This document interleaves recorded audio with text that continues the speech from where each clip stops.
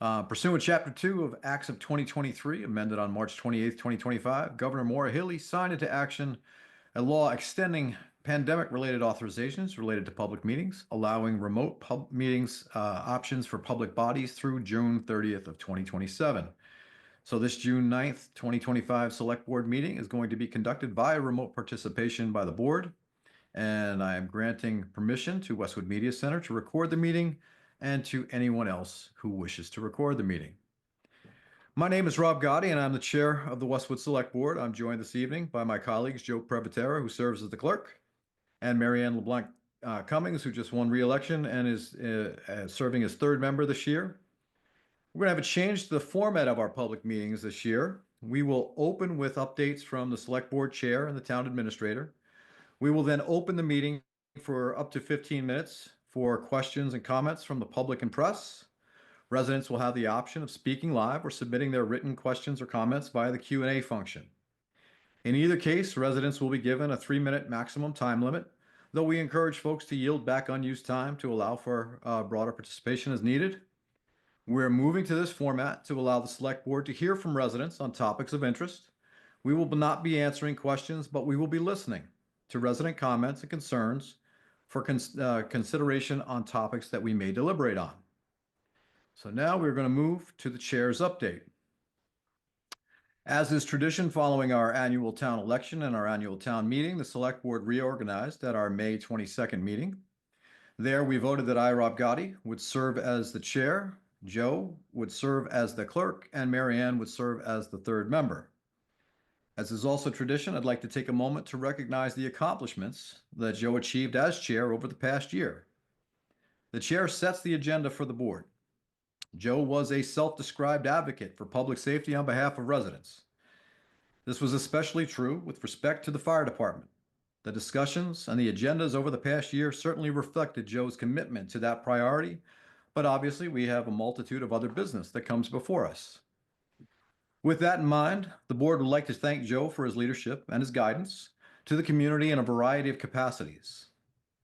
In addition to his primary responsibilities, he has contributed his time and expertise to several boards and committees, including the Aid to the Elderly and Infirm Committee, the Housing Partnership Fair Housing Committee, the Off-Leash Dog Park Working Group, and the John J. Cronin Public Service Award Selection Committee. Joe was part of the working group which oversaw the FS1 project through the schematic design and permitting phases, while reviewing the programming needs with town staff, the architects, and the Westwood Fire Department. I'll have a great deal more to say about this particular project later in my update, so let's touch on some of the other highlights the board achieved during Joe's tenure in the chair. First, in the area of finance, the board appointed Stephanie McManus as the town's first treasurer-collector following the May 2023 annual town meeting vote to submit a home rule petition to transition the position from elected to appointed.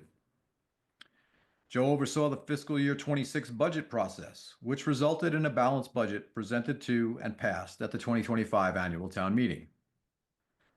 In the area of grants, the boards approved over $90,000 in grant funding. These grants support several department initiatives, including targeted traffic enforcement and specialized canine training for the police department, a classification and compensation study for the Human Resources Department, enhanced waste reduction programs for the Department of Public Works, and the purchase of structural gear for the fire department. The board also accepted the Mass DOT Municipal Paving Program grant for just $1.1 million for the repaving of Washington Street from Gay to Clapboard Streets. And all of that work is scheduled to begin this summer. In the area of community and economic development, the board approved the local action unit application and the regulatory agreement for 22 Everett Street, a mixed-use development. The board reviewed the Islington Center redevelopment traffic signal timing study, which resulted in the ongoing implementation of a new left turn lead phase for southbound traffic on Washington Street, turning onto East Street. In the area of Department of Public Works, Joe collaborated with the DPW for a special yard waste collection dumpster at Carby Street for 1 week during August of 2024 for residents to drop off their yard waste. He also advocated for an additional yard waste collection week to be held annually during July and the additional collection week to be added to the negotiated waste management contract. In the area of appointments, and we have many that we do, we appointed Beth Swinning as Westwood's second poet laureate and Elizabeth Lowney as Westwood's second youth poet laureate. And Joe was also instrumental in managing the newly appointed off-leash dog park working group, reviewing potential locations and options for a designated off-leash or dog park area in town. With respect to facilities, the board accepted the Americans with Disabilities Act self-evaluation and transition plan. This plan will serve as a living document guiding ongoing efforts to address and improve accessibility throughout town. And Joe oversaw the annual town meeting on May 19th, 2025, where the town voted in support of all 32 warrant articles, including the fiscal year 26 budget. So Joe, thank you for your service and your selfless dedication of the time required to fulfill your role as a select board member, which we all know is significantly amplified when serving as the chair. Anything you'd like to say, Joe? Thank you very much. I'm humbled. I very much appreciate working with you and Mary Ann and everyone who's here on the panel, Stephanie and Molly and Chris. I will admit I terribly underestimated town council's remark about how much fun it would be being the chair. But I learned, Pat, you were absolutely right. But thank you all very much. Very kind words. Thank you, Rob. You're welcome, sir. Thank you. Okay, moving on, we have to our next update, which is a personnel update. And I'm saddened to announce that Town Administrator Christopher Coleman has submitted his resignation effective Friday, July 25th, 2025. Mr. Coleman has served as the town administrator since 2019. I have had the pleasure of working with Chris since his arrival and have watched him grow in this role. This is a particularly challenging role as the town administrator effectively has 3 bosses where any one of those can change following an annual town election.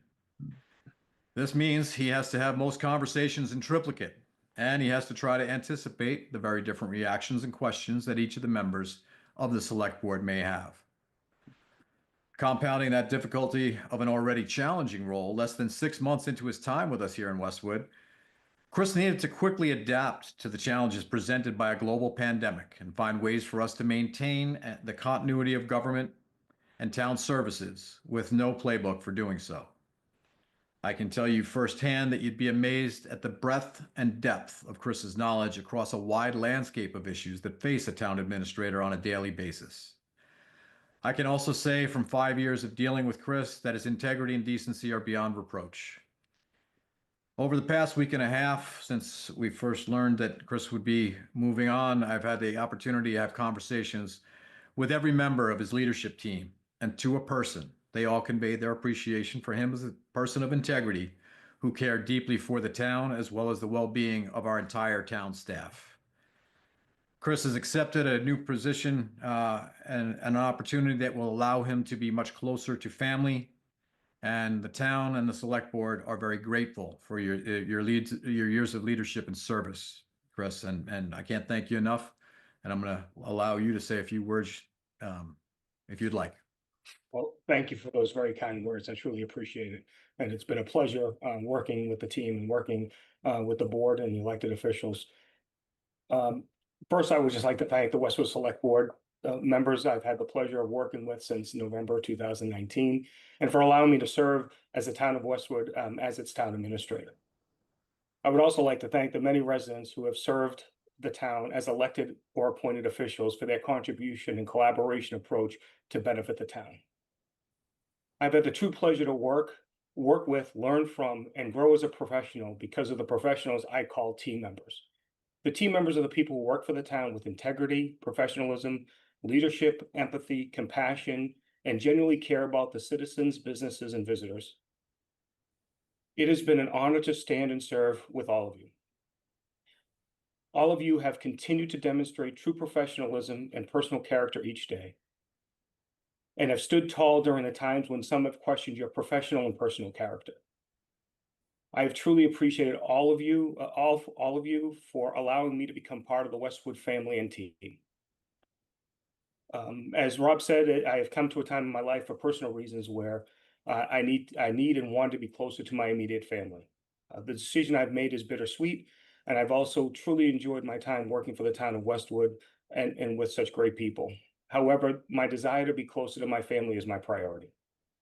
This shall serve as my notice. This was dated May 29th, to the select board and to the town of Westwood, that I will be resigning from my position as town administrator effective Friday, July 25th.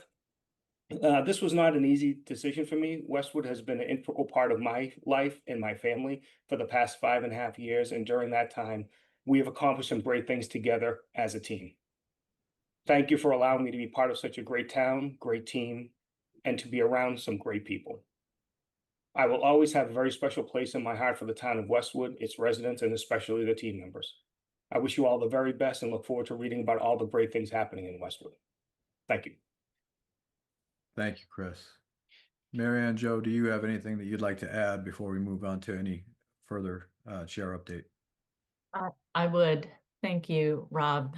I just want to echo everything that you said, Rob, about Chris. And Chris, as I've told you personally, while I fully support your decision to move closer to your family, because I know how committed and dedicated you are to your family, you will be greatly missed, as you've made such a commitment to all of us over these last few years. And it's been a true pleasure to work with you. And I'm just grateful for your service. It's a difficult role.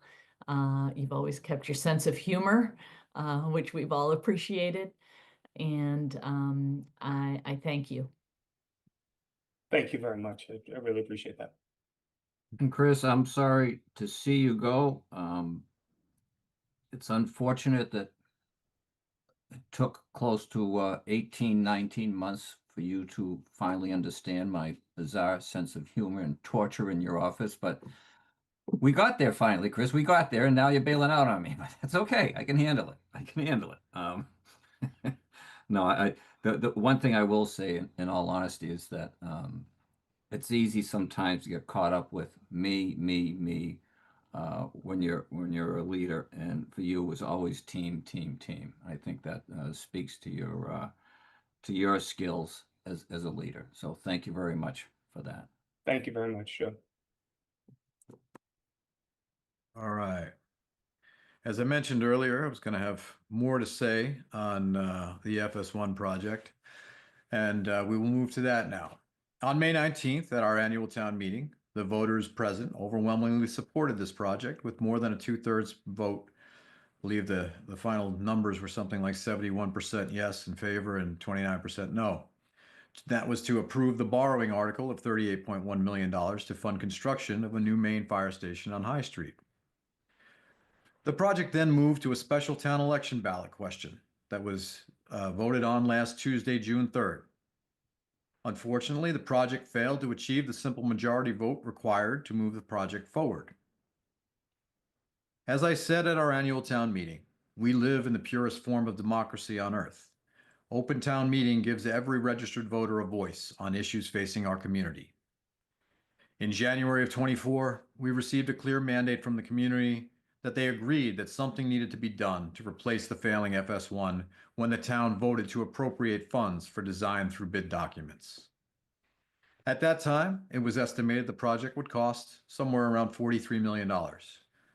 Prior to that vote, a site recommendation had been made in a feasibility study identifying the existing site as the most viable option. A working group was convened to determine the programmatic needs required to maximize mission readiness, minimize response time, and provide for the safety of the men and women of the Westwood Fire Department. The group worked diligently to focus on the must-haves, first the nice-to-have features, because they were also keenly aware of the responsibility to utilize the tax dollars prudently.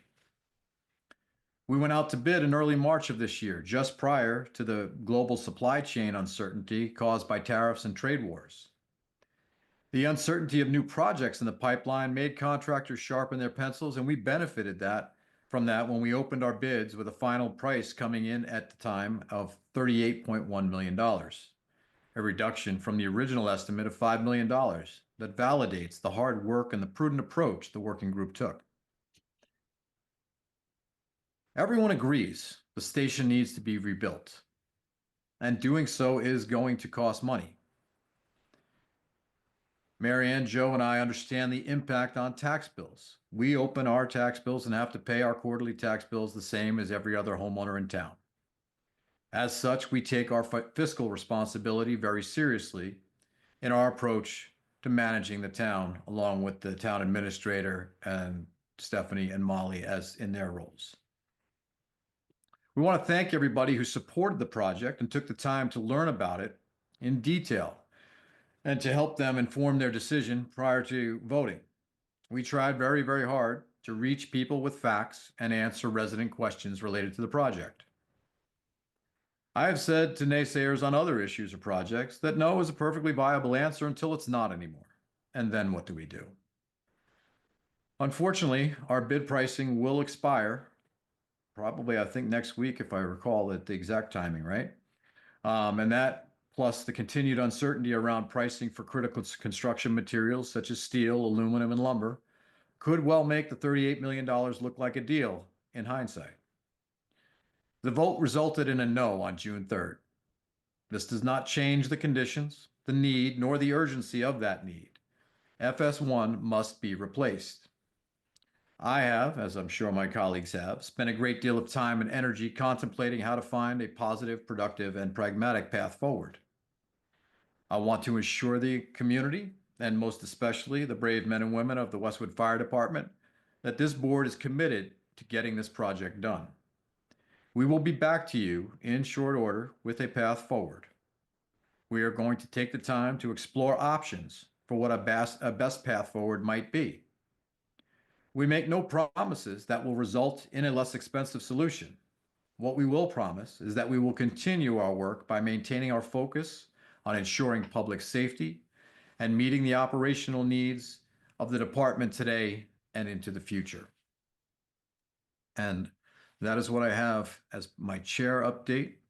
Chris, I think if you have anything else that you would like as part of your town administrator's update before we go into executive session. No, I don't. Thank you. All right. Point of order, Mr. Chairman. Yes, sir. The agenda calls for public and press. I'm sorry, you are quite right. Before executive session. That's right. So with that, I will open the floor to questions from the public or the press before we adjourn to executive session and return to open session. I want to be clear, this is your time to ask questions regarding things that may come before the board for our deliberation later in the meeting and or at future meetings. We will not be entertaining questions as we have in the past throughout the agenda. So this is the time to speak and be heard.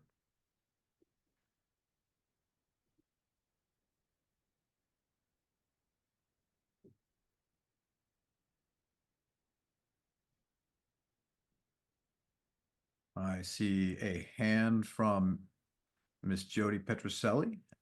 Tish, if you could unmute Jody, please. And Jody, if you would please give your full name and address, that would be helpful. Did I successfully unmute? You did. Welcome. Thank you. Jody Petroselli, 30 Rock Meadow Road. I was just wondering if part of your deliberations and going back and deciding what the next steps are for Fire Station 1, if you are considering changing architectural designs or the committee, the advisory committee, and specifically the members on the advisory committee to get some different perspectives before you go down the path of coming up with an alternative solution. As I said earlier, we're going to take comments as input. We're not going to necessarily respond. I will make the exception to this one as it is the first in this new format. So Jody, we are going to explore a variety of options. There is no intent to sort of reconstitute the working group at this time, but that'll be something that we may consider. But at this time, it is going to be, we're exploring the various options from the current design to the current location to any number of other things. So it is too soon to be able to vet all of the options just days after the election. Thank you.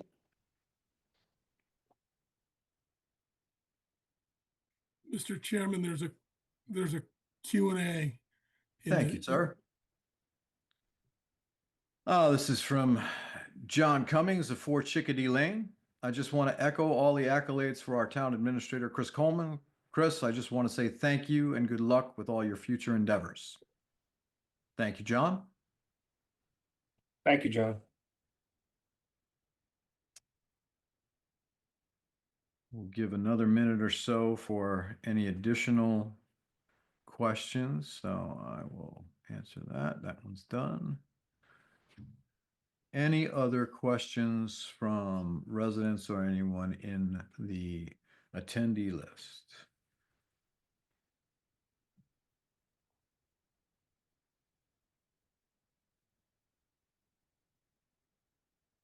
Okay. Going once, so give it another moment. I see nothing in the Q&A. I see no further hands raised. Oh, here's a new Q&A question. Fran Fusco of 20 Pine Lane says, I'd like to thank Joe Previtera for all his hard work and dedication to the Westwood Fire Department. Joe always gets back to me when I have a question. Thank you. Thank you, Fran.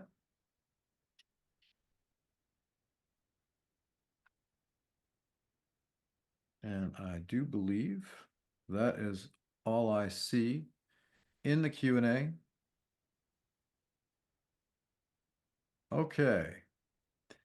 The select board will be going into executive session to discuss 2 issues pursuant to Chapter 30A, Section 21A2, to discuss strategy with respect to contract negotiations for non-union personnel, discussion of which would have a detrimental effect on the position of the governing body if the discussion were held in open session. The board will be returning to open session. Can I get a motion to move to open session? Move I'd to be happy to executive make session. Executive I'd- session. Thank you. Thank you, I'd Pat. be happy to make a motion that the select board go into executive session. For the aforementioned reasons, Joe? That's correct. Thank you. As noted. You're on mute, Marianne. I second that. Okay, we are going to go into executive session. I expect that we will be back I think you got to somewhere. take a roll call, Rob. Oh, I'm sorry, you're up. Thank you. Been a minute since I was back in this I position. understand. Yep. Roll call vote. Marianne? Aye. Joe? I I vote aye as well. We will be going into executive session. I expect that we will be back by 6:45, if not before. Thank you. Moving into executive session, we have a recommendation for a new youth poet laureate. And I believe in addition to Beth and Charles, Lizzie probably is here as well. Is Lizzie in attendance? Lizzie has a Board of Trustees meeting.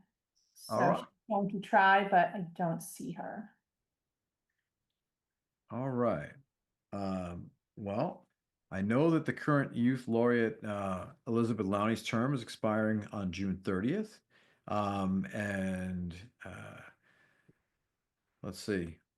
Beth, would you like to make any comments regarding Charles, who is this year's nominee for Youth Poet Laureate?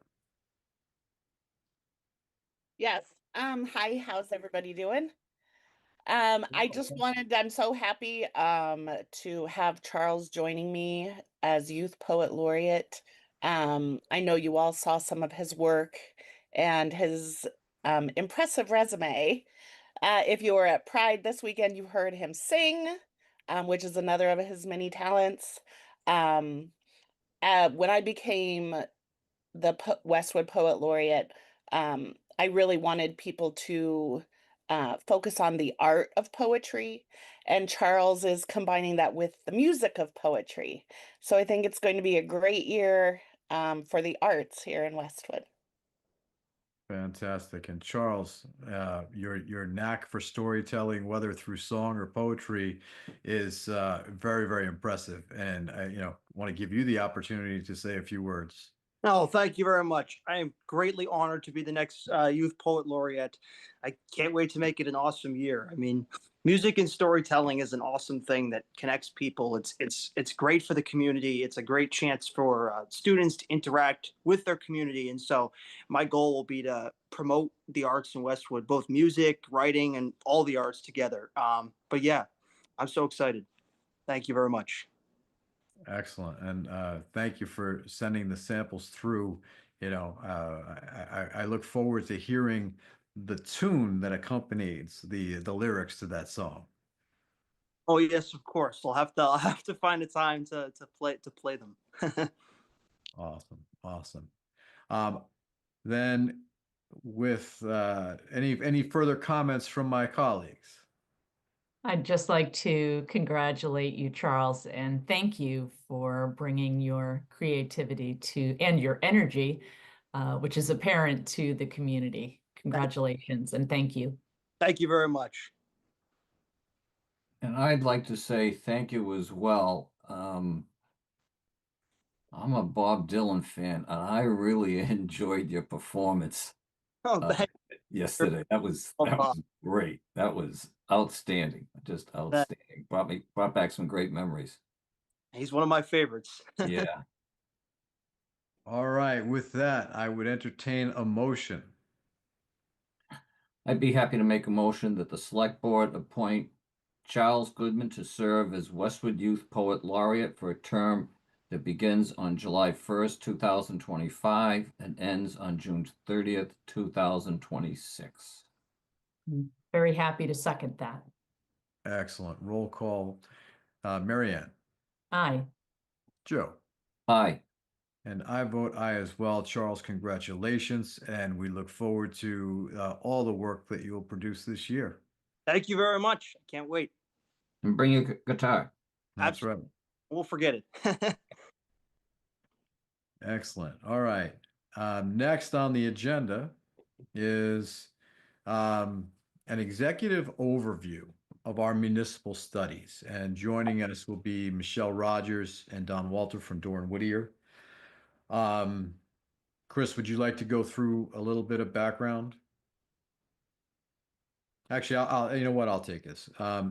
So we contracted Dorn Whittier on both the municipal and the school side to conduct facility studies. And today we're going to go through the process that they went through in the methodology so that everybody can get a high level view of how to read the studies when they are presented at a future select board meeting. The studies are not complete yet, but we wanted to, in the spirit of getting things out to the community, be able to show you what you will be seeing and how that will kick off a necessary community-wide conversation.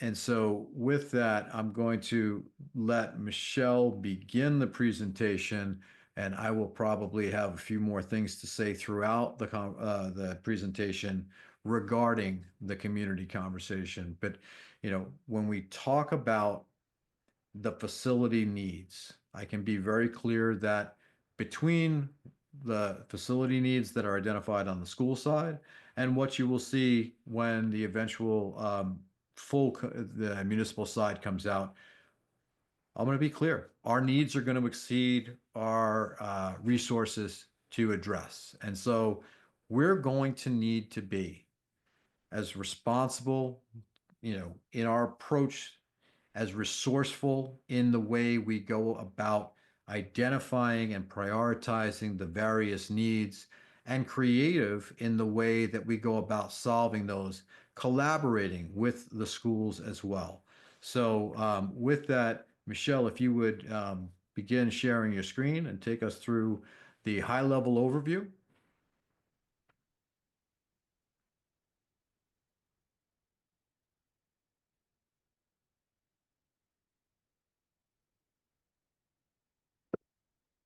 Sorry about that.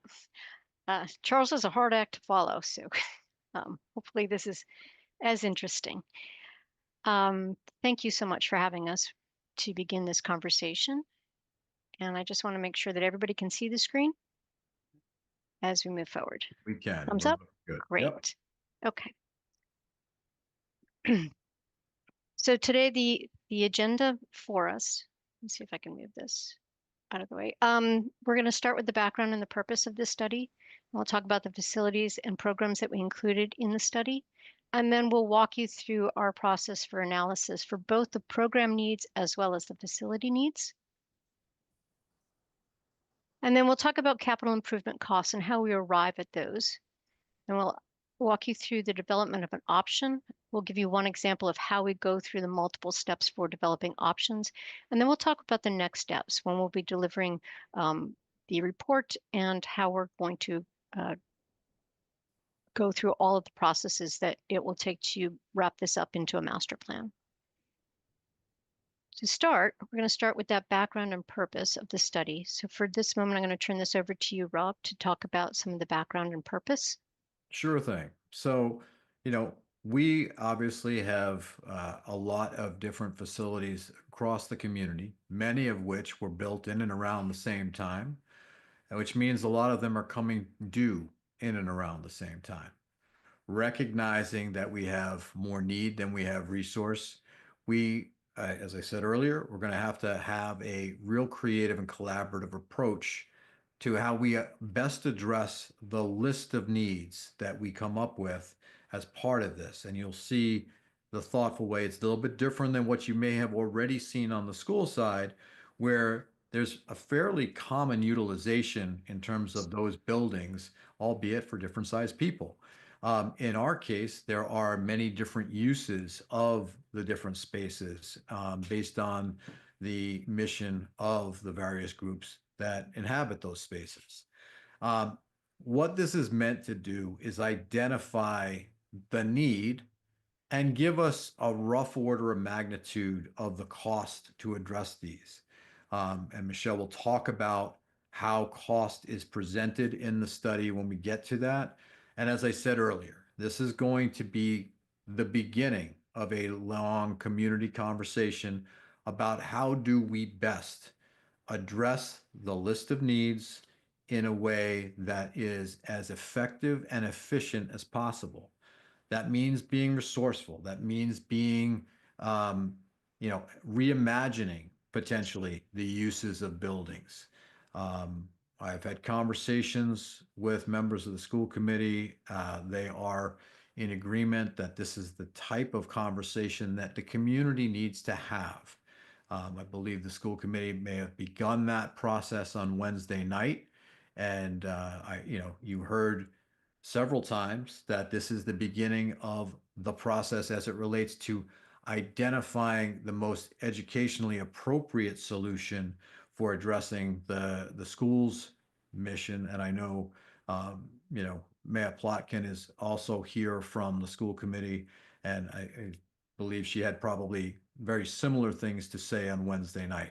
So with that, I want the community to understand that we are committed to being as responsible and creative in how we address the needs so that we don't have to build everything new because we can't afford to build everything new.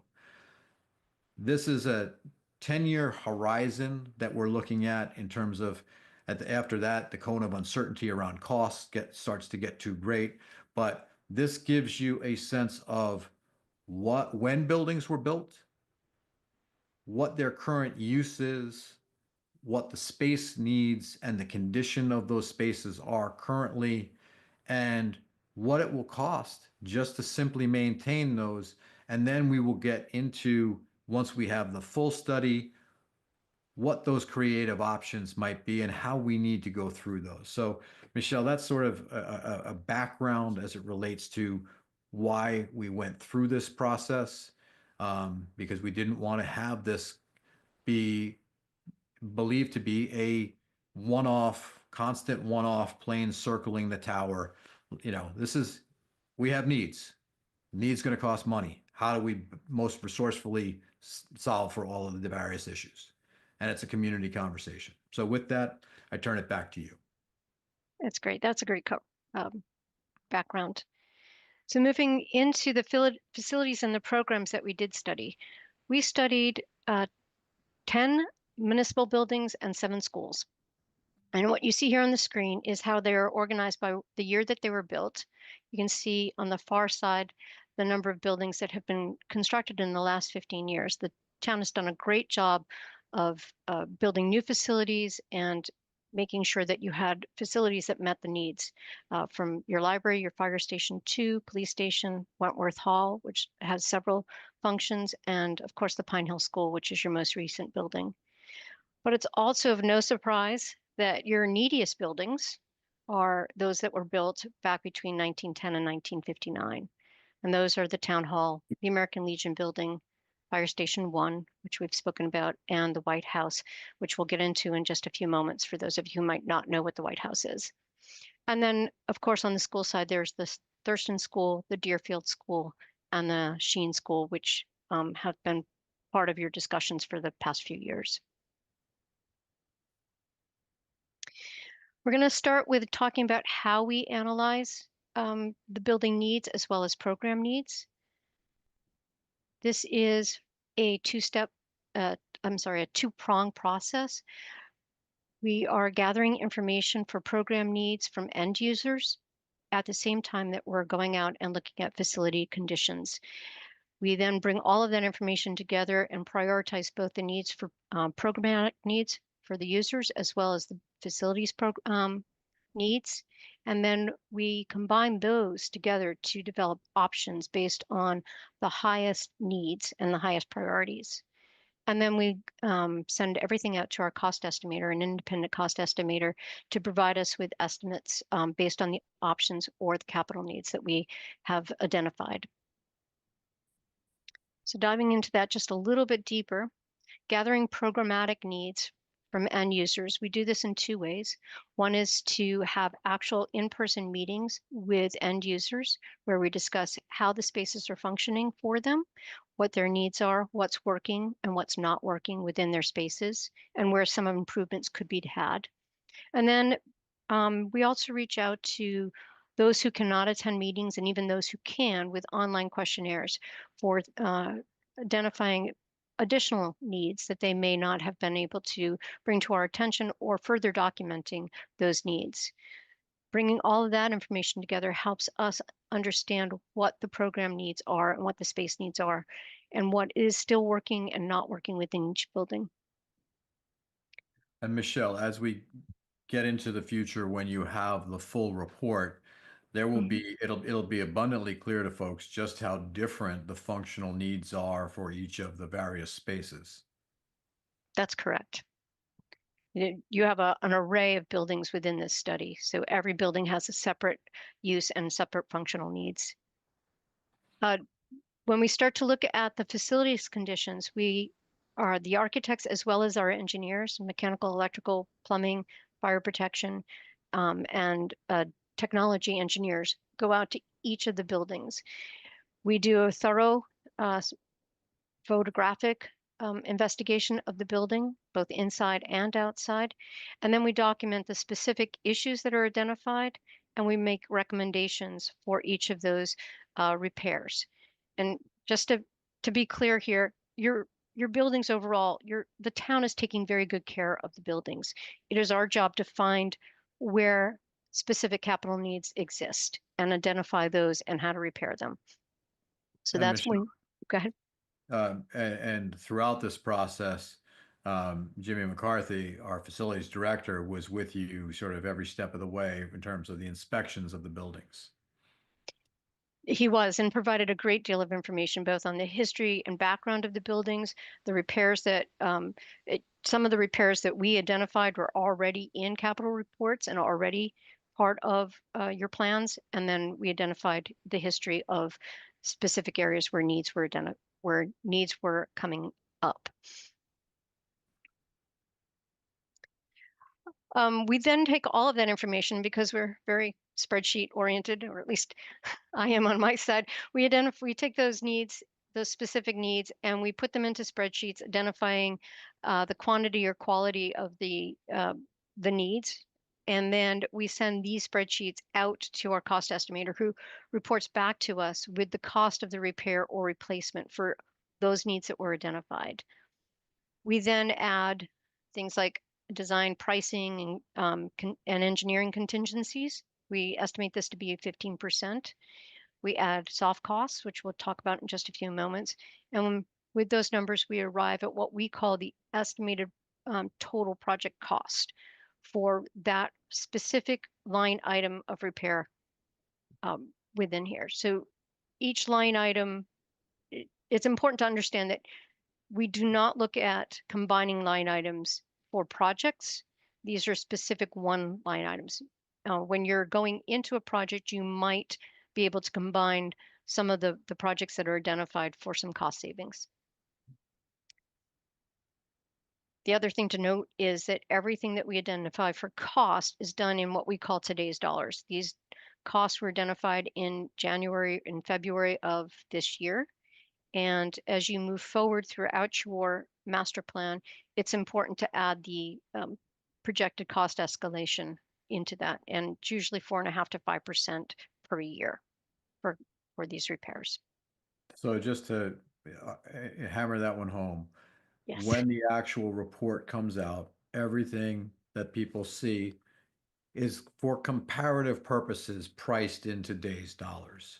Depending on when those things need to be addressed, there would be, likely cost escalations of 4 to 5%, based on where that would fall. So just want to make sure that's abundantly clear, because again, we're going through this so that when we issue the report, people understand they've got sort of a user guide for how to interpret the report.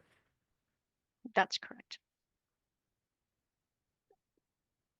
And then when we start prioritizing, we look at 8 separate categories. So each of those line items will look at what categories they might fall into, whether it's health, safety, and welfare, or if it's code compliance, if it's in that category. Accessibility is always a large category for us. Extending the use of the building, sometimes that's under maintenance. Hazardous material abatement, so that is the abatement of materials that are not in good condition. And then we also look at considerations for additions and renovations as you move forward into those options. Those line items help us in the next category, which is prioritizing when repairs should happen. Now, these are just suggestions. They don't always fall into these areas, but when they're high priorities, we're looking at 1 to 3 years. When they're sort of a medium priority, it's 4 to 6 years. Sometimes that is necessitated by the fact that you have to do some advanced planning or design work, and that usually takes a few years. Or if it's a low priority, that falls in 7 to 10 years. Now, our master plan is looking at everything that needs to happen. So every need that we have identified, we've added into a 10-year window. Some of those could happen beyond that 10-year period, but if we've identified it, we're saying that if it's a low priority, it's still happening in the 7 to 10 years. And then there's also the ongoing maintenance. And some of those are just ongoing maintenance costs that we have identified that need to be included in your capital capital planning.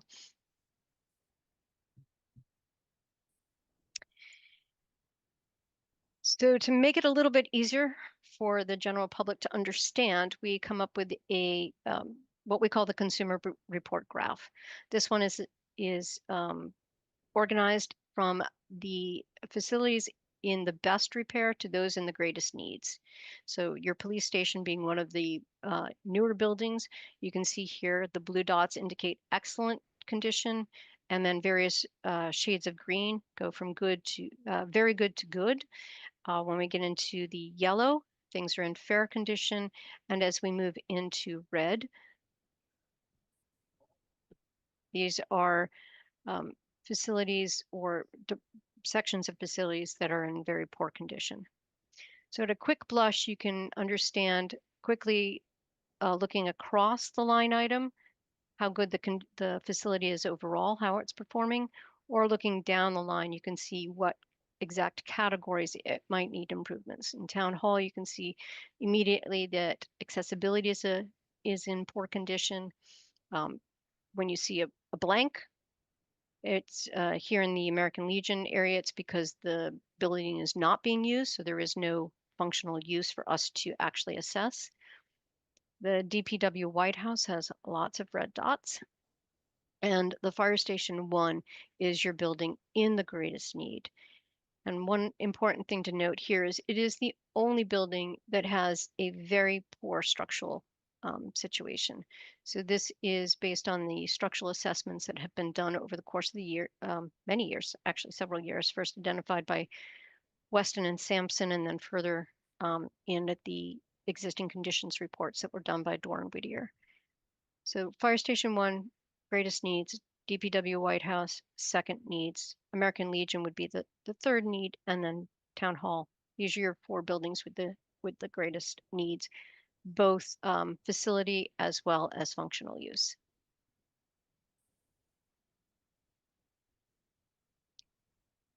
So how do we talked a little bit about the cost a few moments ago, so we want to just recap that before we move too far into the rest of the presentation. Again, the recommended repairs are how we arrive at our construction cost. We add engineering and design fees at roughly 15%. This is for capital improvement costs only. And then we add a contingency of 20%. This is because when we're looking at capital improvements, we have a lot of unknowns. There's a lot of scope creep, and there's a lot of pieces that we don't know because our assessments are done without demolition or investigative work beyond what we can visually see. So we make sure that, go And ahead. Michelle, just for those who may be familiar with either home building projects or IT related projects, when you talk about scope creep, you're really talking about, getting into the inside of a wall or inside of a building and finding things that were not readily apparent from just a visual inspection. That's correct. Thank you. Just want to make sure that people understand that scope creep in this definition is not, ooh, we'd like to add something, right? It's Right. just, yeah. Absolutely. That's correct. We've also added one additional fee here that you did not see in that previous chart, and that is for an owner's project manager. So if your projects exceed a certain amount, you have to have an owner's project manager, and generally speaking, that's about 4% of the construction cost. So when we look at total cost for line item projects for capital improvements, we're looking at the construction costs plus approximately 39%. And again, we're in total today's dollars. So when you're looking at those costs, you'll be looking at the spreadsheet will show you the total project cost minus the 4%, and then we'll add the OPM cost for some projects that you do need the OPM on. And then again, one more time, as you move forward in the priority through the years, you need to add 5% per year to the midpoint of construction, just to be conservative. Are there any questions before we go forward? I have a question. Sure. On your online questionnaires, Mhm. can you go back to that for a minute, please? Sure. Whoops. I say sure as if it's so easy. I hit the wrong button. There we go. I'm sure there's an easier way to do this, but I'm not.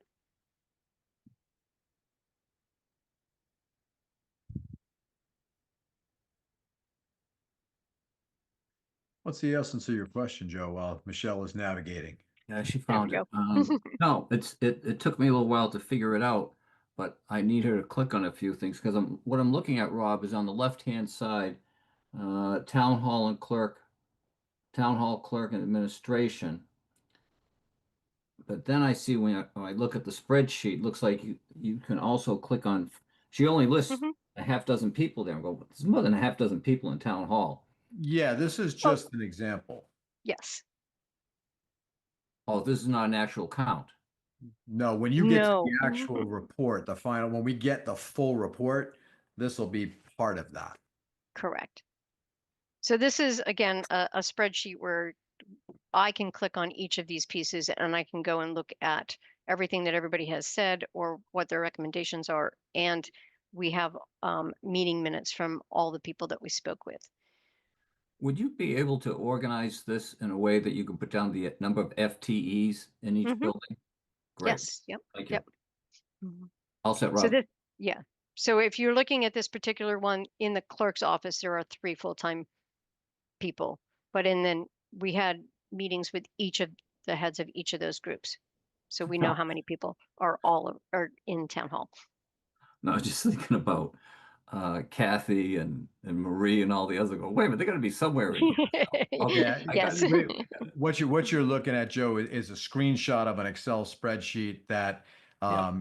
if you look, there's all of the little arrows atop each column. You can Yeah. filter and sort by those, and each Yeah. of those little bubbles above are slicers so that you can actually just look like in this particular example, it looks like Michelle may have clicked on the Community Economic Development Department. Right. So that was what that is filtered on currently. But when we actually get the report, Michelle, I'm assuming we will get this full spreadsheet as well. You will. Thank you. And I'm just asking for a tab, Rob, to have the FTEs per building envelope. Yes. Actually, and when we do the narratives for the executive summaries, the FTEs are listed as part of the executive summary as well. Okay. Thank you. Okay. Any other questions? As I click all the way back, sorry. You can see why we thought it was important to do a high-level overview of how to read, interpret, and use the study when it comes out. Yes. All right, so moving into options development and cost examples. So this is how we develop our options. Once we have identified the capital needs and the facility needs, we've looked at those conditions that have the highest needs. So in this case, the 4 buildings that we identified as having those highest needs, we actually looked a little bit closer at those and developed options to resolve those needs. FS1 had a full-blown program to do all of that. So I'll just walk you back through a little bit of what was done. We always do capital improvements as a baseline. So that gives you what we always call the do nothing option, but there's the cost of doing nothing. If you were to do absolutely nothing to resolve programmatic needs, you would still have to maintain the building, and that is your capital improvements only number. And in this particular report, it includes all the work that you would need to do for the next 10 years. And then we look at renovations, additions,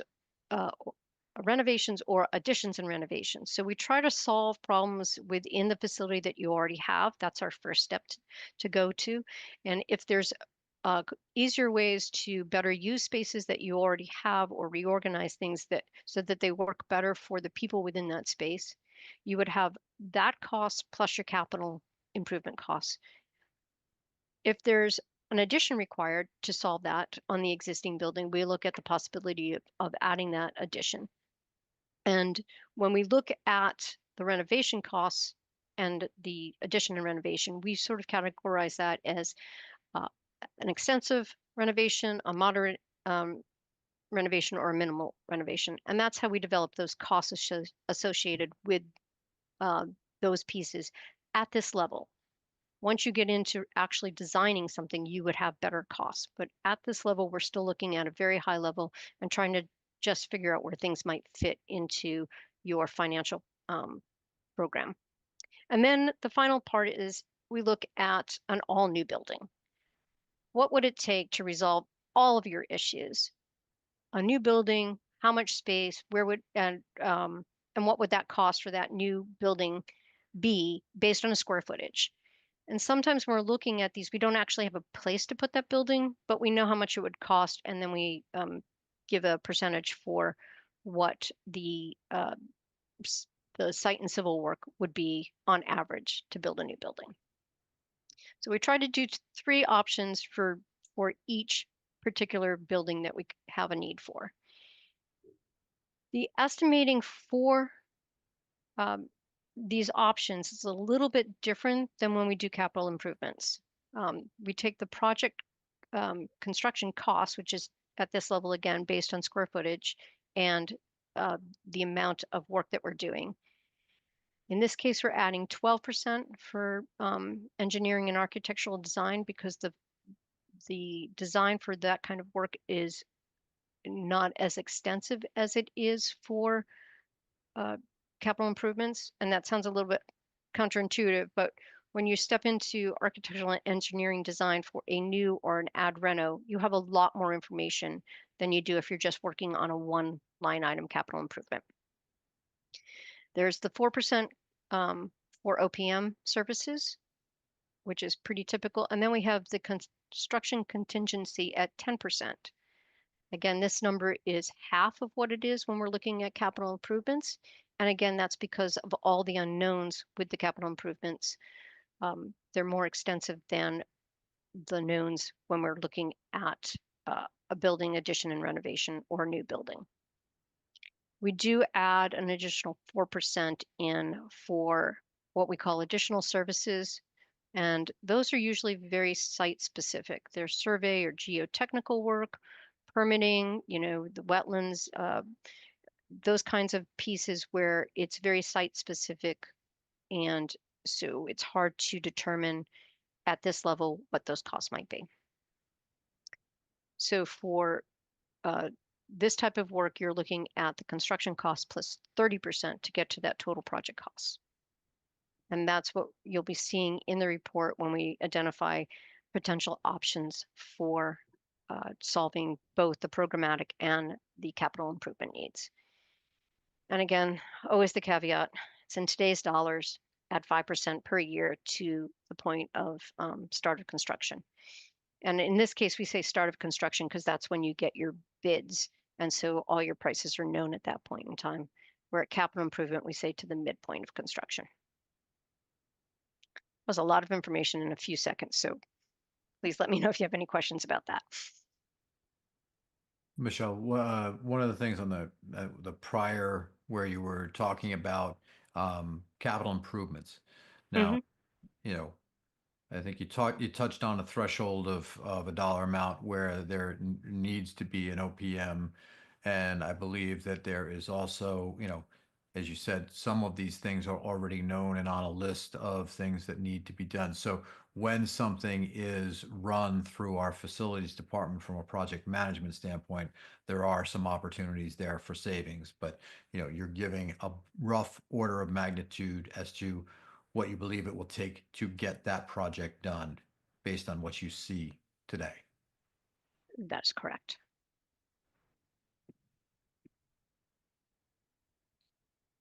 All right, so returning back to our buildings with the highest needs, and this particular chart, it's reorganized so that your building with the highest need is shown at the top rather than the bottom as it was previously shown.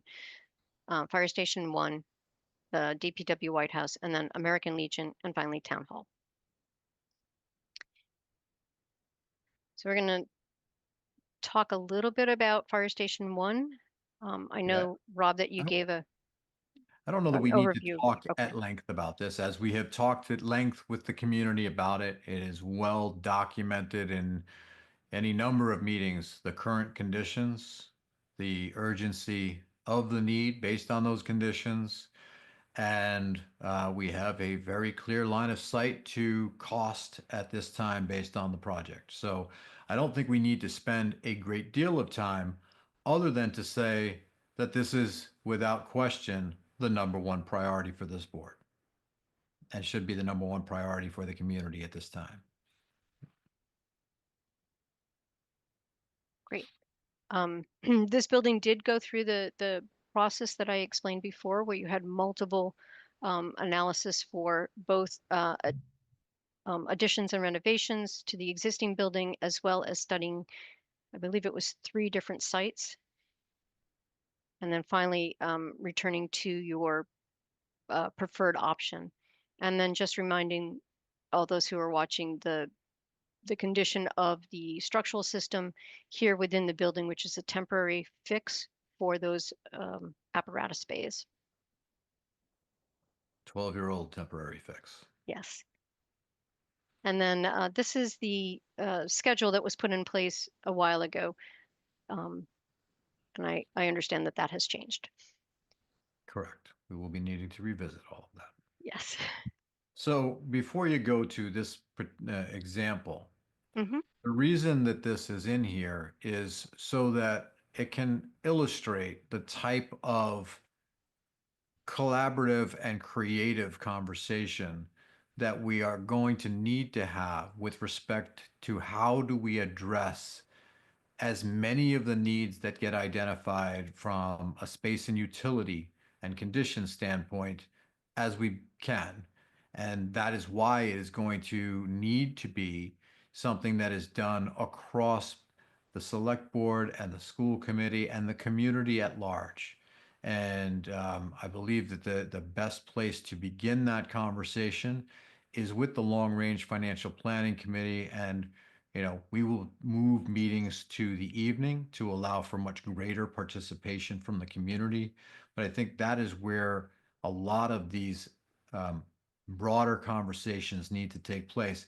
And so the example that Michelle is about to go through, it helps illustrate sort of how, if you think about repurposing buildings and reimagining the use of a facility, it opens up a way to solve problems at a reduced cost relative to building everything new.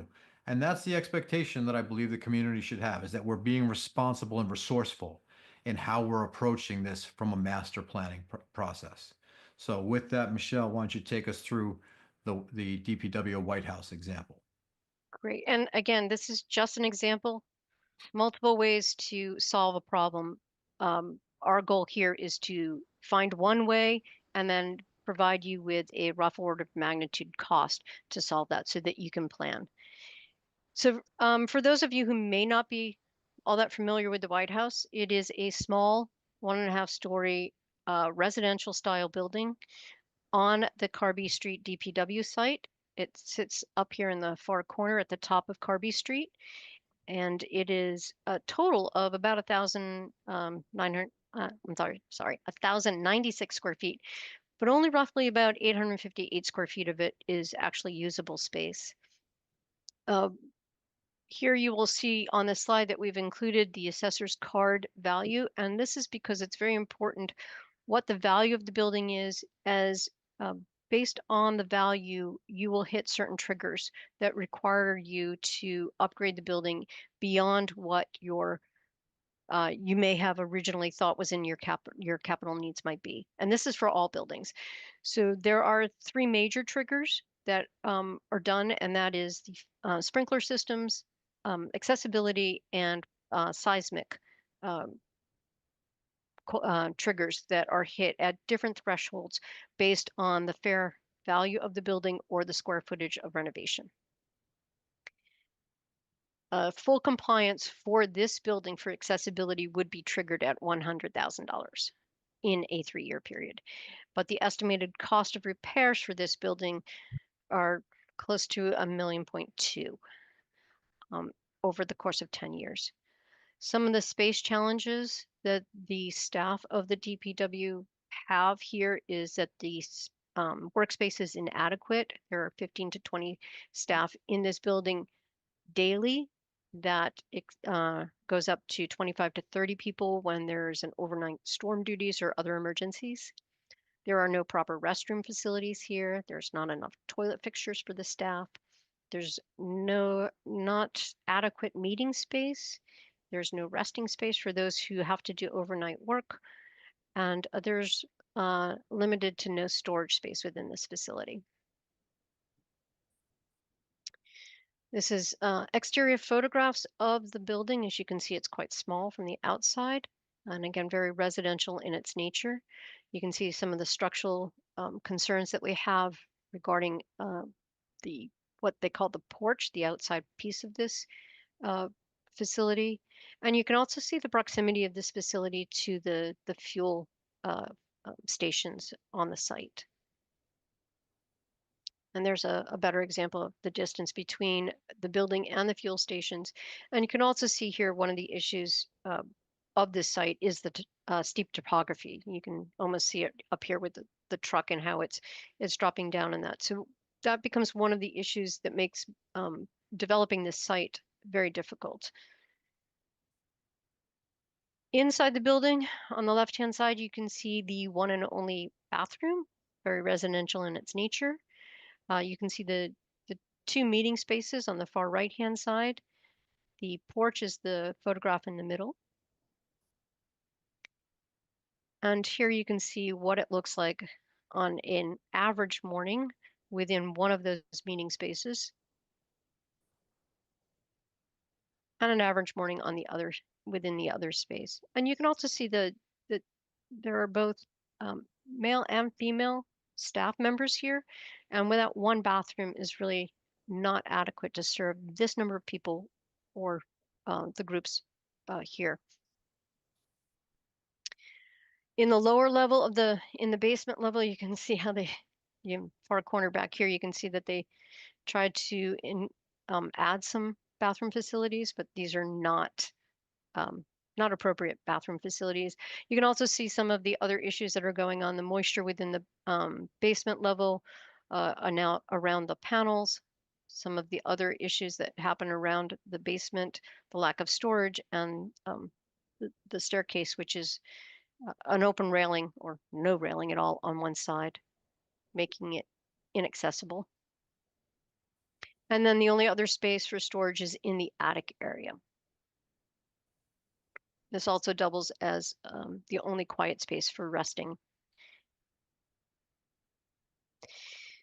So we looked at some options to solve the needs of the White House, and we looked at those capital improvements only, which would stabilize the structure, replace the boiler, upgrade the electrical panels, and replace the plumbing fixtures. Now, when I'm saying replace the plumbing fixture, it does not add bathrooms, it only replaces what you have. That's the idea behind capital improvements. And then we looked at, we didn't actually look at additions and renovations for this particular building, but we did look at we did raise the question, what if the White House staff was relocated? Where could they go? And we thought, well, maybe they could go to the Carby administration building. So we wanted to look at that as an option. And then we also looked at what is the option for building a new building on the DPW site. And there is the option that you could build where the Carby Street building is right now, but then that had a lot of other questions. So we looked for some other places that you might be able to build this new building, and you'll see where we placed it in just a moment. The capital improvements, again, for the work that we looked at, again, was $1.2 million. Just keeping that in mind as we move forward. So potential solutions for a new building on the DPW site. Michelle. Oh, sorry. Michelle, if I Yes. may. Yes. Just because I know we have Mayor Plotkin from the school committee who has joined us, but who is, in sort of transit with another competing event that she has. And I think it's important for the community to hear from her as to our level of commitment together to move forward. So if you have anything you want to say before you need to drop, I would love to hear from you. Sure. Thanks, Rob. Michelle, thank you for this great presentation. As always, it's super helpful. I just wanted to say, I said this at the forum for the school facility study on Wednesday. The fire station vote was very disappointing to me personally. We have it, and just because there was a no vote doesn't mean that there isn't a need. And as we saw on, in our presentation in April, clearly there are school needs as well. And I think what we need to do as a town is really understand what these needs are, because we have to address both of them, right? This isn't an or situation, it's an and. And I really think that, Rob, the Long Range Financial Planning Committee, presentations like the one that Michelle gave to the school committee and the one she's giving today, if we can kind of work, all of that sort of in context and come up with some sort of solution, I think that is really what we should, what would best serve the town. And in doing that, I think we really have to engage the town, as you have said repeatedly, Rob. I think that it's really important to get feedback. It's important to see where residents stand. It's important to understand what they think the needs are and what they see the challenges, and also to provide information. So I think the other piece that's in consideration of all of this is the fact that we are one town, one pie, and so correct.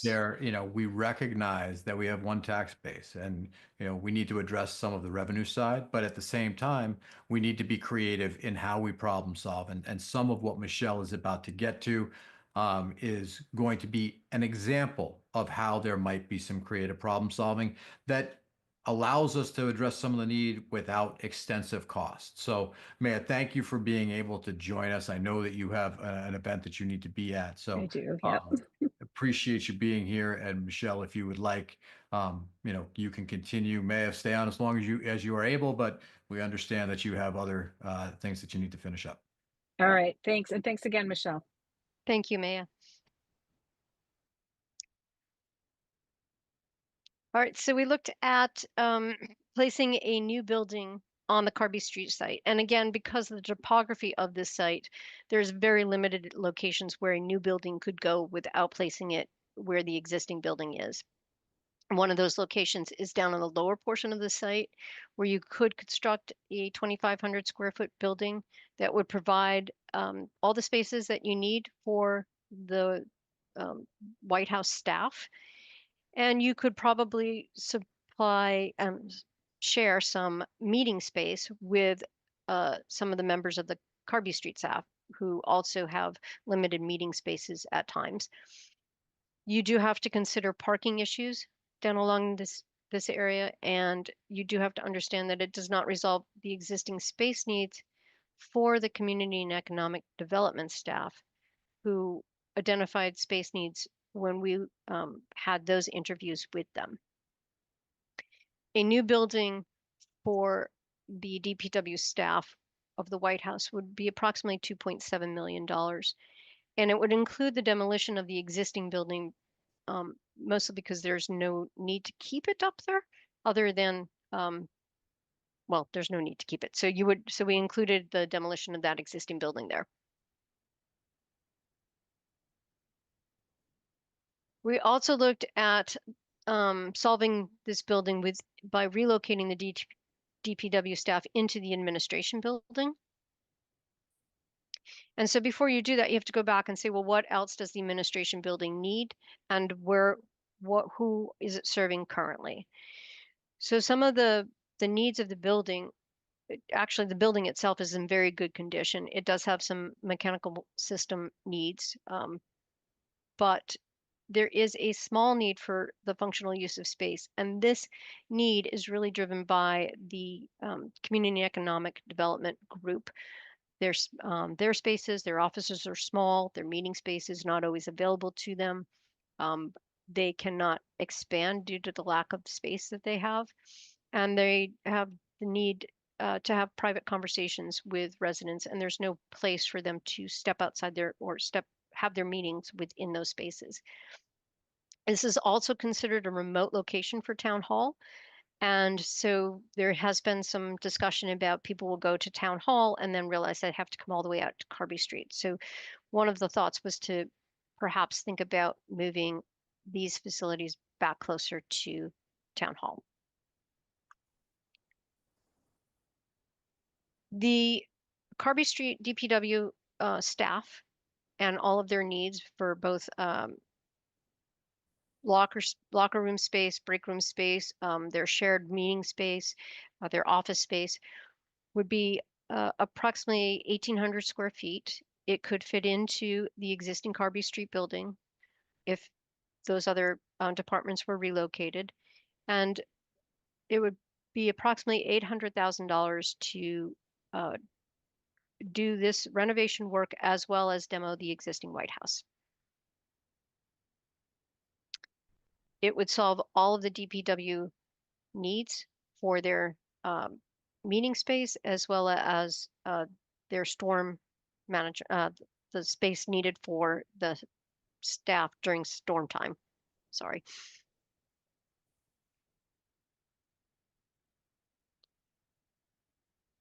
But once you do that, you have to then go and solve the community economic development group. And where would they go? So the question there would be, what if the community economic development group and their staff was relocated to the Deerfield School, understanding that the Deerfield School is not currently under the select board's jurisdiction, but we're looking for creative ideas. And then the other option would be to build them a new building. And where could that go? It could go either on the Carby Street site, as we just spoke about, or it could go on the American Legion site. So we looked at two options for this. The first was to bring them to the Deerfield site. So the Deerfield School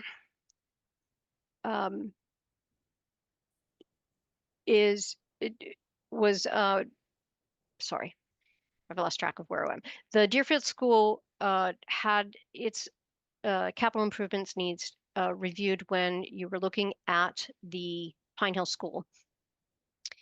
And so when we looked at that that site, we looked at what the capital improvements would be and then based brought that program forward. So at that time, in 2025 dollars, that would be $13 million to renovate this entire building. And that would include upgrades to the building envelope, the exterior, the windows, the HVAC system, and adding a sprinkler system into the building.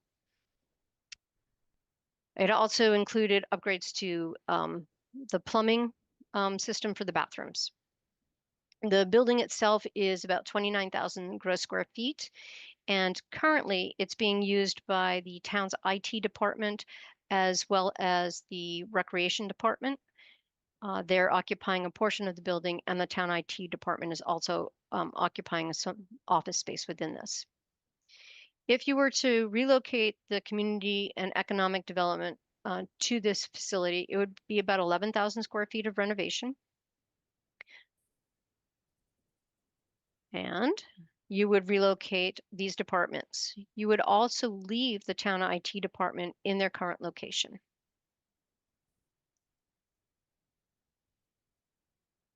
This, the cost for renovations for this is about $1.9 million, and it would include renovating just this 11,000 square feet of this building, and that would include bringing sprinklers into the system as well as the building envelope around this 11,000 square feet.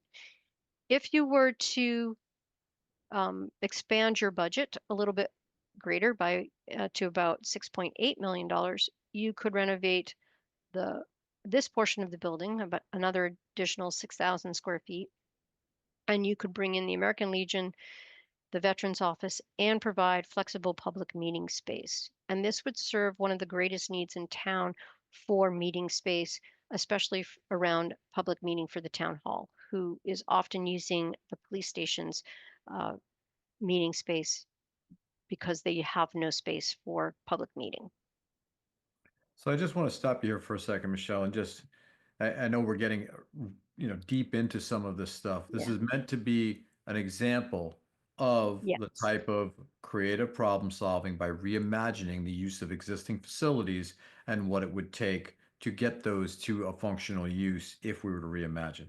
And that is what I envision the continued conversation being around how might we address as many of the needs that we identify from a space and a use standpoint while minimizing the amount of spend because we can't afford to build everything brand new. So that's, I think I want to, is there anything that follows that you think is of critical importance for us to cover? I just know we have a pretty hefty agenda, and Yep. this example, I think you may have one more slide that sort of shows a sort of decision flow chart that might be helpful. I do. Yes, I'm not going to go into the solving for the new building. It is a new building on that site. But one of the things that we do is in an effort to try to help you make these decisions, we set up a decision tree. So the first question here would be, does the White House space needs need to be resolved? And if you were to decide no, you would then go ahead with the capital repairs only option, which would result in approximately $1.2 million to repair that building. If you say yes, it opens up another array of questions. How do you resolve that? Is it through additions and renovations, relocation, or building new? And each one of those options has its own set of questions to be addressed. In this particular review, we just talked about both the relocation of the White House staff to the Carby Street building, as well as the renovation of Deerfield to complete that program, or building a brand new building near the administration building. This kind of decision tree is what we would help you set up for every particular building. Each of those decisions needs to be asked as you go through and try to solve each of the problems. Our next steps is to issue your executive summaries and your existing condition reports, and then to meet with all of you again to talk about how to move forward with the final plan. And that was an awful lot of information, so thank you for all your attention. Thank you as well, Michelle. Very detailed and obviously gives you a preview to the community and to my select board colleagues as to just how detailed what we will ultimately receive will be. So just the one thing we didn't touch on in terms of next steps is when we might expect that full report to begin that broader community conversation. Chris, I don't know if you have an update or if Don or Michelle has a timing as to, is it our next meeting, the meeting in July? Which of the two? I'm hoping that it's in short order in that window. I believe what we said is that you would have the reports issued, but we would be presenting or coming back to you for a meeting in July. But we would be sending the executive summary for your next meeting and then the full reports by the July meeting. Okay. Rob, Yes. could I ask just one quick question on the batting order? Certainly. And remember, the batting order is, relatively in flux as we make out the lineup card in that community conversation, but go ahead. Why should it be any different from the Red Sox? You're not going to pull a Devers on me, are you? I'm not touching that. No, Rob, the only thing that jumped out at me is, Michelle, you had FS1, the White House, American Legion, and Town Hall. I guess if that's your order, priority order, I agree with FS1, but I think I moved the Town Hall ahead of American Legion since there's nobody in there. And the Town Hall, we've all heard for years about handicap accessibility. So Yeah, Joe, I think they are based in terms of the priority based on the conditions that they are and the current functional space. It's not for Dore and Whittier to set a priority. That's our job. That is the community's job. So they're giving us their objective point of view based on the condition and the uses of those buildings. And then it becomes our responsibility to manage the conversation with the community on how do we address as many of the needs as we can as efficiently as we can. That's really, I think, where we go from here. fair enough, Rob. I just going back to the trauma of Mike Gillette showing or trying to show me how to run that goofy handicap thing to go up to the second floor, and as Pat knows, the handicap access has to be near the beginning, not at the end. Understood. Mary Ann, you see you have your hand up. Yep, thanks, Rob. Just two very quick points I wanted to make. Michelle, first of all, thank you very much for that presentation.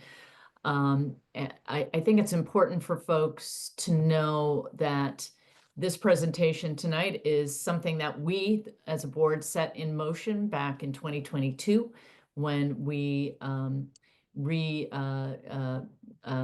invigorated the long range planning committee, which was on the heels of the public safety municipal task force that had looked at our public safety facilities, excuse me. And as part of the long range, we wanted to do this municipal facilities study and the school study as well, so that we could be as transparent as possible in terms of what is going on with our buildings, the good, the bad, and the ugly. And we've seen the high level overview of that as the very beginning of a conversation with the community going forward, doing that strategic planning. So it's really gratifying to see that so much of that work has been done so thoughtfully, so that now as a community, we can really start that strategic planning process. So thank you all for the work. Thank you, Mary Ann. And not surprisingly, as one of the early slides Michelle showed was when you look at the age of the buildings in greatest need, they range in age from 70 to 100 plus years old. So it's not surprising that there are needs. And again, we recognize fully that we need to do this in a planful, mindful, and creative way to solve as many problems as we can. So Michelle, Don, thank you very much for a thorough overview. And we will look forward to digesting the full report when we receive that and sharing that with the community. Okay. Thank you for having us. With that, we're going to move on in our agenda. We have first right of refusal discussion that I believe Nora and Amanda are going to take us through with respect to a property on Cedar Hill Drive. Nora, Amanda, take it away. And actually, I'm going to recuse myself from this discussion as this property is in my neighborhood. So if somebody could just bring me back when the discussion is over. Thank you. Thank you. All right. I will let Amanda do most of the explaining on this. The address is 10 Cedar Hill Drive. Yeah, so as you may recall from the May meeting, whenever a property in the local initiative program, homeownership program comes up for resale, the town is obligated to exercise its right of first refusal. So either the town can choose to buy the property, assign a designee, or allow the resale to an eligible buyer, which would allow it to stay in the program. This property, like Nora said, is at 10 Cedar Hill Drive. Unlike the properties that we presented last month, this one does have what's called a universal deed rider. So it already is in perpetuity instead of having a 50-year expiration.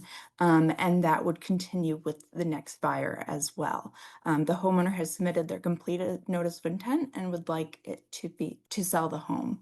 We're hoping, because of the timing, that we can combine this sale with the other two sales that have been previously authorized so that we can run a lottery and accept more families at a time rather than one off. So it will be a larger pool of opportunities, which we're looking forward to. Thank you. Nora, anything to add to Amanda's? Yeah, nothing other than saying that we would very much hope that the board would offer this for sale, so that we can have 3 properties to offer to families for the first time in quite a while, since we had the condos at the Pulte condos on University Avenue come up. And the first time we've had several houses available for this since the 1990s. And just to be clear, I know we had a fairly lengthy conversation with Lou Rizzoli and Waha last time. This is a very similar situation with this property, correct? It is. It is. So the house is already listed on our subsidized housing inventory, and we'd like it to stay there and just be sold to another eligible household.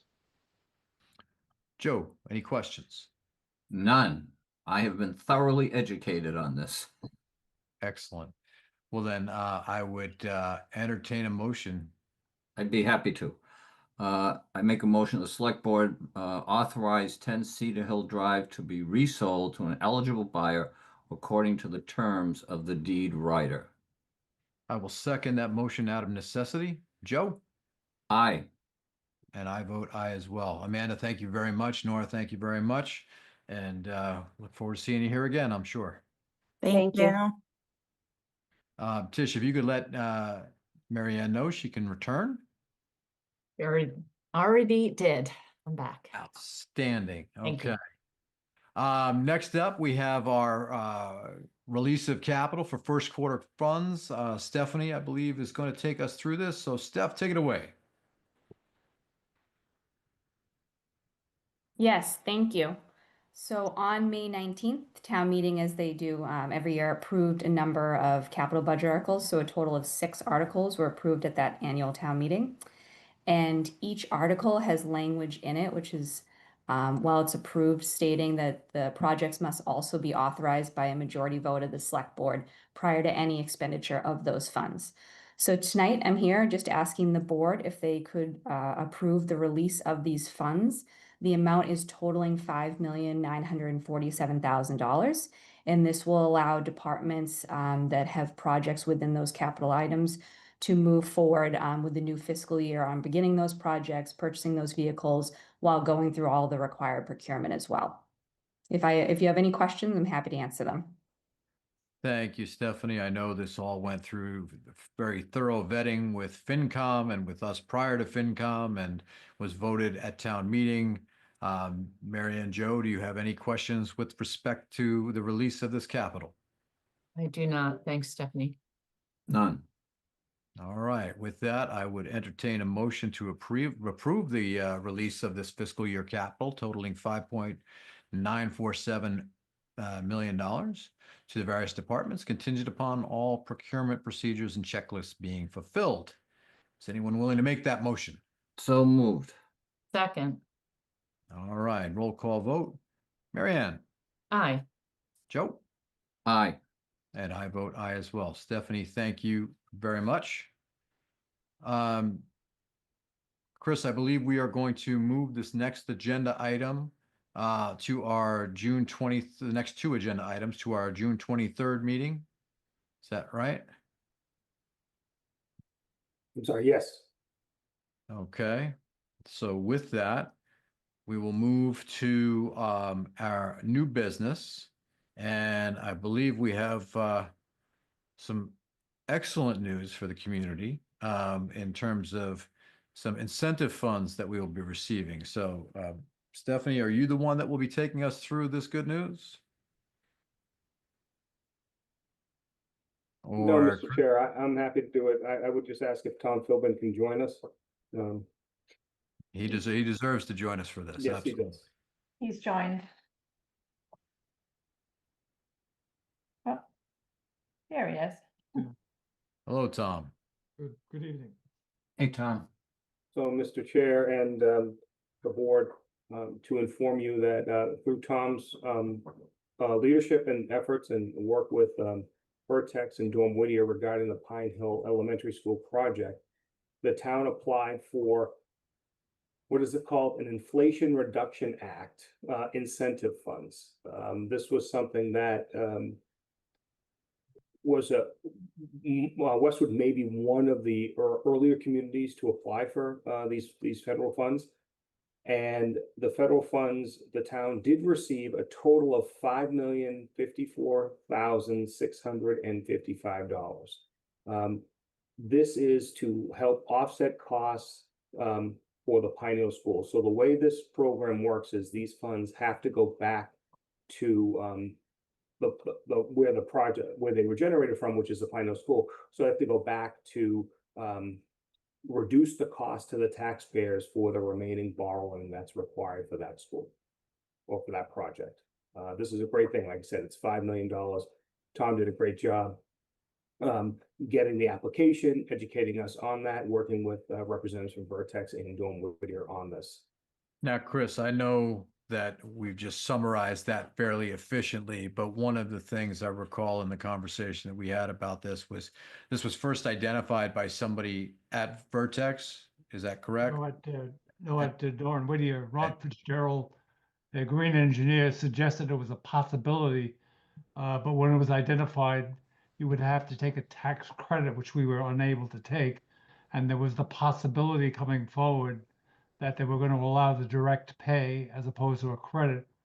And then it was Senator Markey actually conducted a couple seminars that when the law finally was changed to allow the direct pay, and that started it. And then it was a matter of then finding the right people and putting everything together, getting permissions and so forth, and months of putting it together. Finally, it was filed, and then of course Trump was elected, froze the funds, and then there was all kinds of doubt. And believe it or not, the only thing that's left in the new bill that's floating its way through the Senate right now is for geothermal systems, which is the one we applied for. So it was luck, and I was very nervous the entire way that some politician would shoot it down.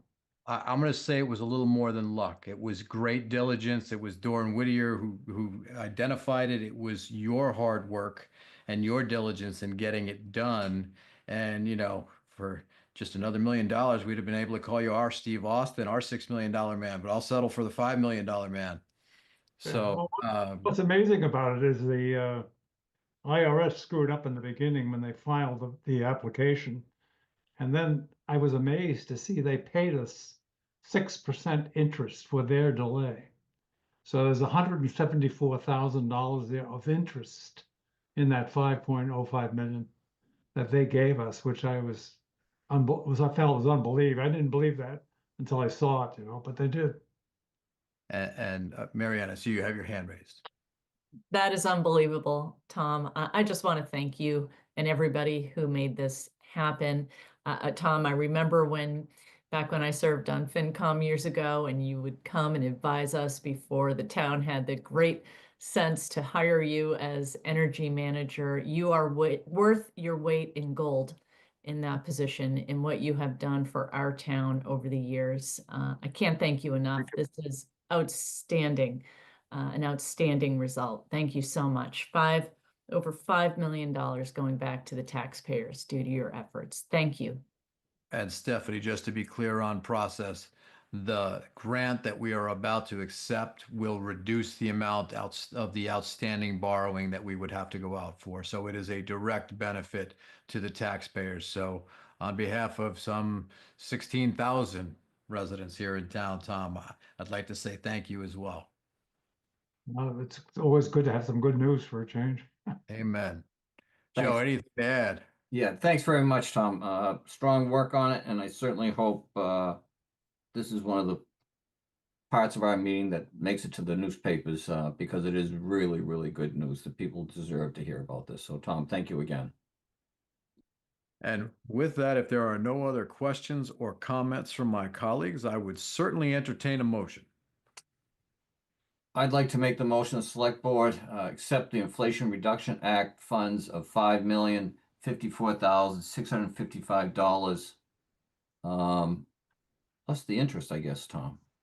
The 174,000 of that is interest. No, it's 4.888880. I have it memorized 10 times, plus about 174,000 if you take the two numbers, and together they sum up to 5.05.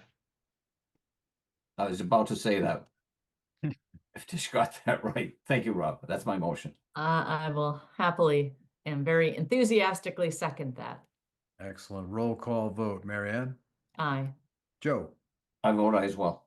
And I vote aye as well. So that is a unanimous vote. Thank you very much. Thanks, Tom. All your work and, Can't thank you enough, really. Thank you. Okay, earlier in my chair's update, we announced that Chris Coleman would be leaving us. And obviously there needs to be a discussion around how we fill that void. So I'd like to have a conversation with my colleagues here around procuring a consulting service to help conduct a new town administrator search. I want to make sure that we have a thorough, effective recruitment process, and I believe that our best path forward to doing such is to engage a consulting firm with expertise in municipal executive searches. So I want to put that to my colleagues about putting out a request for proposal for identifying interested and qualified firms that can help us through this process. So, are there questions? Are there comments? How would you, I'm going to open the floor to the two of you. I agree, Rob. I think that gaining the assistance of a consultant is the way to go. I understand that's what's generally done in other comparable communities. And I think that would be important to the integrity of the process. Joe? And my only thought, Rob, is if, and I agree with everything that Mary Ann just said, but I'd also like to see some samples of proposals and the definitions that they use, if that's possible. And also looking back, Pat, you might be able to help us with this, as when we did the search before, what the RFP looked like. I believe we have some background information on that. And if not, we can, I've already had a chat with Michelle Miller to talk about developing the RFP. Okay. Now, my question for you, Joe, is I understand wanting to see examples. I also am very mindful that time is of the essence, and this is also the time of year when contracts are either renewed or not. And I expect that it will be a fairly competitive time of year. And so I don't want to wait too long to approve the idea of authorizing an RFP to firms. So are you comfortable with approving an RFP going out without having seen the examples prior to voting your comfort level? Because I'm just concerned about losing 2 weeks worth of time, because I believe Michelle thinks that if we begin the process this week, that proposals would come in by about June 30th, and we would then be able to vote at our July 9th meeting as to the winning firm of the bid, and then we can begin that process. If we have to wait, I think we lose probably another couple of weeks worth of time. And Molly, Chris, tell me if I'm misinterpreting my understanding of the timeline at all. I think you understand the timeline. I just want to point of clarification. It may be an RFQ versus an RFP, so it all depends. It's something that I just have to have a conversation with Stephanie and Michelle about that. My understanding is the RFP is probably the preferred path. I know that takes a little bit longer. So because there are two definitions, as I learned in a conversation, of what an RFQ is. In some cases, is it considered a request for qualifications, and then in other cases, it's a request for quote. And I think we are looking for a request for proposal so that we can combine both qualifications and price in our decision making. Rob, I guess I don't want to stand in the way of getting the ball moving. I guess if I can review that before our next meeting, in case I do have concerns, but I'm guessing I'll get multiple bites of the apple as we go down this road, so that's fine.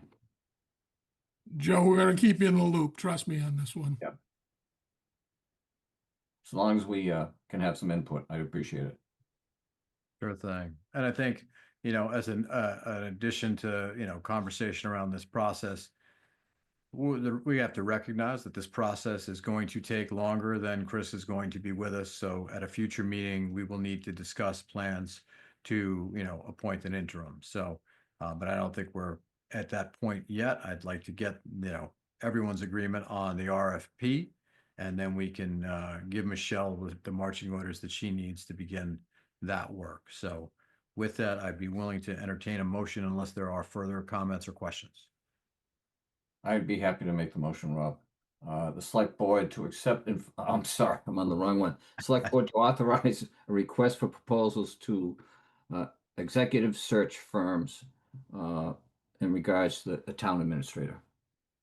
Second that. Okay, roll call vote. Mary Ann? Aye. Joe? I vote aye as well. And I vote aye as well. All right, so with that, we will begin the RFP process. Next up on our agenda is a zoning board appeal settlement funding source. So as you know, we announced that we settled the appeal of the FS1 zoning board of appeals discussion or approvals. And there is a settlement in place that needs to have costs covered. So Chris, or Pat, I will turn that to you to give us a little further background and what we are proposing as the funding source for that. Thank you, Mr. Chair. So as you indicated, this is the settlement that the select board reached with those who were appealing the zoning board of appeals decision. The funding source being recommended to the board is your mitigation funds to cover that cost of the $97,003.14. Questions from either of my colleagues on this? Not from me. Right, I would entertain a motion with respect to the use of $97,003.14 from our mitigation funds to pay the costs associated with the zoning board of appeals settlement agreement. So moved. Second. All right, roll call. Mary Ann? Aye. Joe? Aye. And I vote aye as well. Okay, moving on. Next up, we have an acceptance of a grant for the Community Compact IT. I don't know, Stephanie, is this one you or is this one Chris who would like to take us through? I'll take it, Mr. Chair. Thank you, Chris. So this is through our GIS administrator, our GIS manager who works under Norris, is part of Norris team. So this was a grant that she applied for. It's a Community Compact IT grant. The grant has been awarded by the Commonwealth in the amount of $72,100. This is to provide some in-house surveys, some drone technology that will improve operational efficiency for DPW and building departments when it comes to inspections and management. This was a really initiative that our new GIS manager, Danica, took on, working with Nora to apply for this grant, and we're very happy that she did, and very appreciative from the Commonwealth to be awarded the $72,100. Questions from any of my colleagues? Not from me. Okay, I would entertain a motion. I'd like to make the following motion that the select board accept the Community Compact Cabinet CCC Information Technology Grant for the sum of $72,100 and to authorize the town administrator to sign and grant the documents and to thank Nora and is it Danica for their hard work on this. Second. All right, roll call vote. Mary Ann? Aye. Joe? I vote aye as well. And I vote aye as well. So thank you, Chris, and thank you very much to Danica and Nora. All right, moving on to old business. We have transfer of funds for Westwood Media Center, and I believe. Excuse me, Mary Ann- Mr. Chair, just a point of Yes. clarification. Yes. We have one more grant. Oh, I'm so sorry. You're right, we do. So, Chris, is this one, you are going to take us through this one as well? Sure. Thank you. This is another community compact grant. This is for municipal, it's under the municipal fiber grant. This was led by our public safety communications director, Brian Camp, along with working with Chief Silva on this. The grant is to secure funding for installation of fiber optic infrastructure to support and enhance the reliability of the existing public safety radio infrastructure communication system. The funding will cover procurement, installation of fiber lines, and necessary equipment, associated labor and engineering costs. This is in the amount of $238,732. This is a tremendous grant. We're very appreciative for the work that Brian Camp and Chief Silva have done on this. Brian Camp is really leading this effort to help strengthen the town's public safety radio infrastructure. So this will go a long ways into doing that.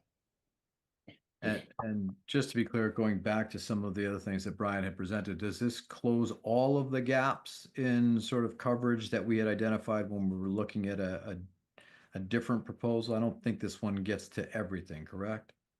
Correct. This doesn't close all the gaps, but this helps with the reliability and supporting the backup and the backup for the public safety radio infrastructure. Thank you. We still have other work that we're going to be doing, but Brian is eagerly looking at other grant opportunities on behalf of the town. Very good. Chris, Question? yeah, Chris, didn't Brian recognize that he needed redundancy on his communications network? Yes, he did. As part of the work that Brian did on a different project, this was identified, and he was very aggressive in looking for grant opportunities. So important. Good, strong work on Brian's part. All right. Any other questions, Marianne? Anything? No. No. I would entertain a motion on this grant. I'd be happy to. The select board accept the community compact municipal fiber grant for $238,000, $238,732, and authorize the town administrator to sign and grant the documents, and thank Brian and Chief Silva for their hard work. Second. Will do. Okay. Roll call vote, Marianne. Aye. Joe? Aye. And I vote aye as well. Thank you very much, Chris, Chief Silva, Brian, and Joe. Not that I'm keeping score, but I think at the beginning of this meeting, I might have mentioned we got $90,000 in grant money approved in your year as chair. I think I'm up to like $3 million. Oh, Chris, you're gonna miss this. The gauntlet's been tossed. Here we go. I'll keep you posted. All right. Now we can go to old business. And I know now we're going to go to the transfer of funds related to Westwood Media Center. So with that, Chris, is this one you? Happy to read it, yes. Thank you. So I'm just sorry, I just lost it on my iPad. Hold on one second. I'm happy to take it if you like. You could use some of Brian's robustness. So, obviously we have our negotiated payments with Comcast and our license agreements for funds to be received by the town and then ultimately transferred to Westwood Media Center, our local access television provider. And then per the agreement between the town and Westwood Media Center, we agree that we transfer those funds pursuant to Section 8.2 of the WMC agreement within 30 days of their receipt. So we received the following funds from Comcast. We received $43,087.70 on May 19th. At that same time from Comcast, we also received $4,477.06. And then on May 15th, we received a franchising fee of $36,934.86. All of that sums together to a total of $84,499.62. And with that, I would ask if there are any questions with respect to the transfer of funds to Westwood Media Center. No. Mr. Chair, just point of clarification. That last amount, the $36,934.86, came from Verizon. Okay, did I not So say it's that? Comcast and Verizon that the town received the franchise fee amount. Okay, if I I misspoke, I'm think, sorry. no, I think you did, Rob, but anyways, yeah, Okay. So are any questions from my colleagues? none. All right, would entertain a motion. I'd be happy to. Select board to approve the transfer of $47,564.76 from Comcast, as well as $36,934.86 from Verizon, totaling $84,499.62 to Westwood Media Center per the license agreement and the Westwood Media Center agreement signed by the select board. A much needed service in our town, so this is great. Second. All right, roll call vote. Mary Ann, Aye. Joe, Aye. and I vote aye as well. I think we have had quite the busy month of May into early June here. I don't know if anyone has any updates from their respective liaison boards. Mary Ann, how about you? I'll start with you. Anything that you'd like to report from any of the committees that you are liaising to? Yes, thank you. Just briefly with respect to the Canton Street Working Group, as we continue with the further design process, we have requested a pre-application meeting with the planning board to discuss the scenic road process as it would pertain to Canton Street and to gain input from the planning board. And so that meeting is taking place at the planning board meeting on July 17th. Excellent. Thanks. Joe, anything from the committees that you are involved with? I'm going to go back to our earlier discussion before the meeting started about tomatoes and rain. And as soon as we get some stretch of dry weather, I'll have an update for you, but not at this time. That sounds good. And obviously, based on our earlier conversation, there will be many future updates as it relates to Long Range Financial Planning Committee. So with that, I believe that is taking us to approval of minutes. I believe Tish has circulated minutes for both April 22nd and April 28th. Did you all have an opportunity to review those? Yes. Any changes for either of those? No. Okay, let's take them individually, Joe. Let's have a motion. Okay, I'll make a motion for the, we accept the minutes of 4/27/25 of the select board meeting. I believe there was Joe, I 420. think it's 422. Yep. Oh, I'm sorry, I thought you said 22nd. Okay, 4/22. Accept the minutes. Second. Okay, roll call. Mary Ann? Aye. Joe? Aye. And I vote aye as well. How about the minutes from the 28th of April? I make a motion, we accept the minutes as recorded. As always, an excellent job for 4/28/25. Second. Okay, and roll call. Mary Ann? Aye. Joe? Aye. And I vote aye as well. Minutes are approved. All right, that brings us to the conclusion of our meeting. Our next meeting will be Monday, June 23rd at 6 p.m. via Zoom. And anything else from either of my colleagues before I call for a motion to adjourn? No, thank you. Can I get a motion to adjourn? You may. We plotted through this in record time. Thanks, Rob. I'd like to make a motion, we adjourn this meeting. Second that. Roll call. Mary Ann? Aye. Joe? Aye. And I vote aye as well. We are adjourned. See everyone again on the 23rd of June. Good night, Good night, everyone. folks.